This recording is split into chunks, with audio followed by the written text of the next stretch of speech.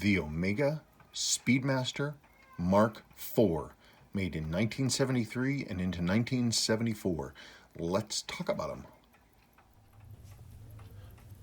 So, as promised, I pulled out my Omega Speedmasters that I have here. Well, two Speedmasters and a Seamaster. This is the early 3-register 321 Speedmaster. It was my great uncle's. And so I pulled out the ones I had here because people have been asking questions about the later Speedmaster versions versus the standard classic Moonwatch. So I guess a real quick overview about these, and then I'll flip them over, and after this we'll talk about the different Mark series. But this is what we have in front of us. This is a 1965, I believe, or is it? No, it might be in 60. I don't know. It's early 60s. I need to look at the number. I don't exactly remember. This was my great uncle's. He was the person who also had my this Rolex, and they were both pretty well destroyed.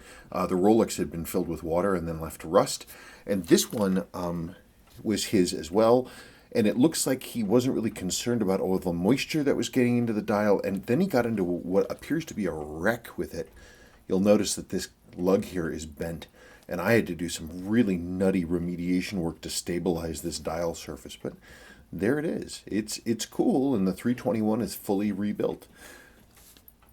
The 321 movement in this was one that Omega used for a long time. They used it all the way up in all of the pre-moon watches up to 1969. And my understanding is that this movement, this 321, which is a column wheel movement, was used in the moon watches themselves.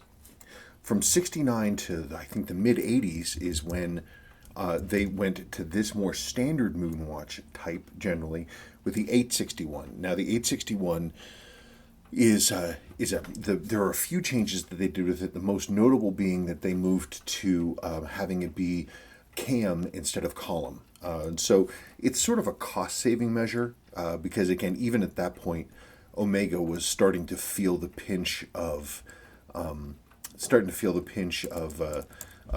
Quartz Revolution, things changing. This one came along a few years later, and this movement that's in it is a Lamania 1340, which Omega called the 1040. And it's got some, and again, people sort of sniffed at it because it had, I think, some more cost-saving measures and was not as viewed as favorably as, this early one. Basically, you have the purists, as far as I understand it, who never wanted the world to change away from the 321 because it's such a beautiful movement, and I'll show it to you. I just have to get everything ready to pull the backs off of these things and make sure nothing gets in there. But let's talk about the different variations. So this is the classic Moonwatch Speedmaster type, and they made this for a really long time, the early kind with the broad arrow, and then they produced this from then to the present day. Then they had when they started going from here, they had what they called the Mark II.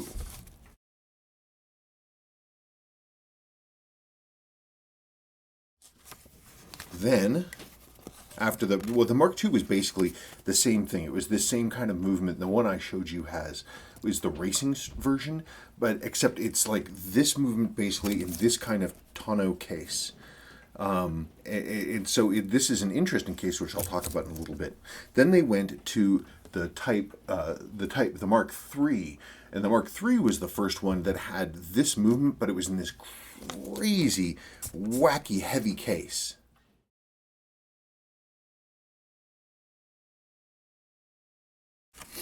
I'd love to have a Mark III. I think they're super cool, and there's a bunch of different variations of it, all kinds of different dial colors, and I think they're really, really neat.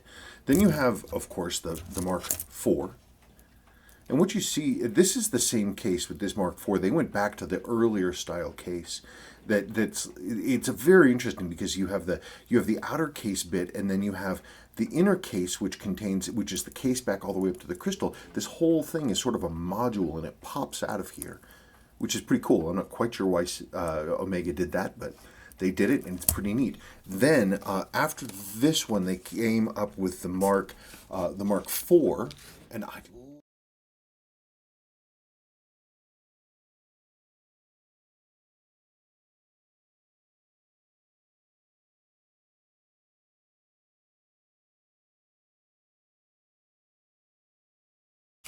I'd love to have a Mark IV. Those crazy TV dials look so beautiful. I'd love to have one, though I am told they are gigantic. They are really cool. And the last one, of course, is what is some people call the Grail, and I'd love to have one, the satin finished Mark V.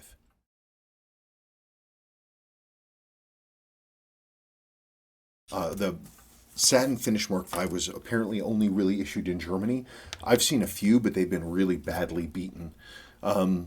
So let's pause, and I'm going to suit up a little bit, and we'll get the backs off of these so you can see the different versions of the movements. Okay, I think we're ready to go.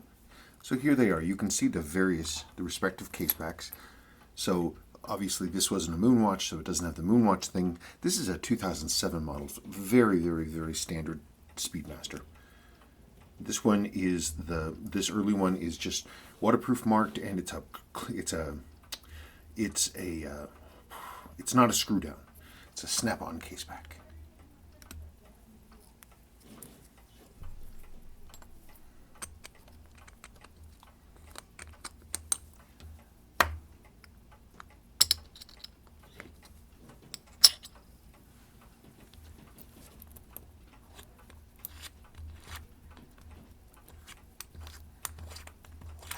Come on, open up. So there we are. You can see the different versions that we have here. Notice the beautiful plating on this 321. Really lovely, lovely piece. It's just, aren't they jewels? Aren't they amazing? Aren't they cool? So again, the biggest difference you're going to see here with the 321 is you're going to see this cam right here, this column wheel right here. That's the big deal. And this is, Seiko uses this same system for their 6138 and 6139s as this clicks around. So that's one of the things about the Seikos that people really like, that they went to this older system that was well thought of. These are beautiful movements. Old school technology with that has an adjuster, but it has a fixed stud carrier, and it has balance timing screws. And working on this thing with timing screws, oh boy, that was just a party.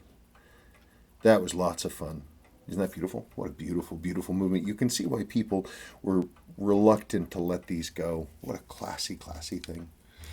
That said, though, I mean, there's nothing wrong with, in this case, in 1861. I mean, some people complain about them a little bit, and they don't like this bit of plastic here and the fact that it has a cam here instead of the column. But, I mean, it's a lovely movement and extremely accurate in its own right. And there's a reason for this. And you have this plastic in here. You don't have metal on metal when it's stopping this center wheel right there. It's less wear overall, I think.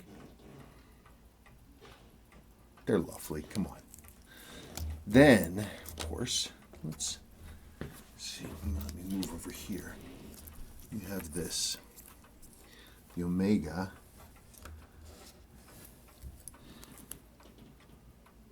There it is. And you can see it's a completely different piece of business. It does, for a few reasons. One, it's automatic winding, of course. It also is cam driven. It's a high beat movement, just like this 861. Or 1861, I'm sorry. And what's nice, of course, is that Omega, at this point, was still doing this plating, movement plating, which I think is neat.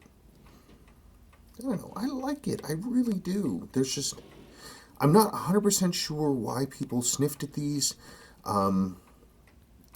Somebody said it's because they used a lot of parts from Delphin or something, but I have to admit, I don't know what that means. Some company maybe that people don't think much of, but I think they're great. I think they're great. I just think they're lovely. A trio of beauty. So that's a look. That's a comparison of the three movements that I have here, and they pretty much, these variants are going to cover most everything that went in here. I mean, the later Speedmaster Marks 4.5s and stuff had the Lemania 5100, which is a super cool movement. If you ever do an eBay search for Lamena 5100, there's all kinds of really kick-ass watches that used that movement, but this one's really cool too. I'm going to put the backs on and let's talk about some of the functionality differences, and then we'll come back, okay? Okay, everything's back together, none the worse for wear, and everything's pretty cool. So I think one of the biggest departures, besides the movement, obviously, was the functionality. 3-register chronograph with a seconds totaler and a 12-hour minute register. Same here. It's the same. It's got a 30-minute register here and a 12-hour register here. Running seconds. Same basic thing. This one, actually, one of the reasons I actually like this later model is that it has a lot of functionality that I really enjoy. There's lots of things about it that I think are neat. It has running seconds, of course, right here. It has your 12-hour register down here, as before with these other ones, and it has, instead of having this this 60-minute, 10, 20, 30, I'm sorry, these is a 30-minute? No, these have 30-minute, and then this one has a 60-minute totaler, because the way that it works is you've got, see this second hand here with the little wings on each side? Let me start that up here. There, now you can see it. This is the minute counter hand, which actually makes it very easy to read. The way that these work is, here is a cannon. This is one of the things that makes this unusual. Here is a cannon pinion for this model. What happens when you press this start button is that opens up a set of operating levers, and they open up, and it engages a clutch that is built into the cannon pinion. This is the cannon pinion here. So when it does that, effectively the minute hand and this minute counter hand are acting in tandem. They are now locked together, and the entire cannon pinion rotates simultaneously. If I were to stop that again, the operating levers come in and they hit the clutch that's in here. So you can see the clutch springs right there. You can see the clutch springs, and they operate that, and then it disconnects them again. So this movement uses a few of these little built-in clutch diddlies. Anyway, it's a pretty neat deal. So you can see that this hand is moving along with this, so it's counting all of your time right there. It's also date, which I think is nice, and it's automatic, of course, and it's hand winding. Very, very, very user-friendly watch in terms of what it does and what it can do. I wish this had the earlier style where it had the tachymeter was in fact on a bezel inside rather than this flat thing. Rather than this flat printed thing, it's on the underside of the dial. It makes the watch seem a little small for me. One of the things that's beautiful and elegant about the standard classic moon watch is that even though the dials are essentially the same, I don't know, are they? I think they are. They're essentially the same visual size because of the heft of the case and the size of the crystal, that then with this tacky ring here, it makes the dial feel a little small to me. It's also pretty bulky. I mean, you can get away with wearing this almost as a dress watch. This is a little tougher. It's very much more of a sort of a sport model. So anyway, we stop that now. You can go ahead and reset. They reset back to 0, just like that. It's a cool watch. Not often seen, not made for long, but fun. Anyway, so that's a semi-comprehensive look at the 3 models that I have here of Speedmaster and how nifty, neato, keen they are. Or Seamaster in this case. Anyway, that's it. I hope you found that edifying, and if you have any questions, please let me know. I forgot one critical piece of functionality. Instead of having a day wheel, it uses that same sort of component that would have been turned into a day driving wheel, and instead what they did is they had a little exposed, this is an exposed thing right here, and this becomes then a 24-hour indicator, so it tells you where you are in the course of the day. Isn't that a beautiful watch, though? Super neat. Super, super neat. Nice 3D effect to the dial. Okay, well, I apologize for forgetting that one piece, and that should be that. Okay, thank you.